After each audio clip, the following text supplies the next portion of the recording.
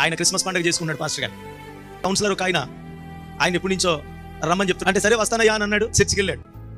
దైవ సేవకుడు ఎంతో సంతోషించాడు. మానడానికి వీలేదంటే నేను అస్సలు రానన్నాడు. క్రిస్మస్ లో నా చెప్పులు పోయాయి, నేను ప్రార్థనకి రాను అన్నాడంట. మళ్ళీ తెల్లబట్టలు వేసుకుని అట్టుబడికి వెళ్ళకుండా వచ్చేస్తున్నాడంట. తీరా మైకి ఇచ్చిన తర్వాత అన్నాడంట, నేను క్రిస్మస్కి వచ్చాను, నా చెప్పులు పోయినాయి. చెప్పులు ఎవరు తీసుకుపోయాడు? నా చెప్పులతో పాటు దరిద్రం కూడా తీసుకుపోయాడు. మందిరంలో ఏది పడిపోయినా ఏం జరిగినా గానీ నీకది ఆశీర్వాదమే.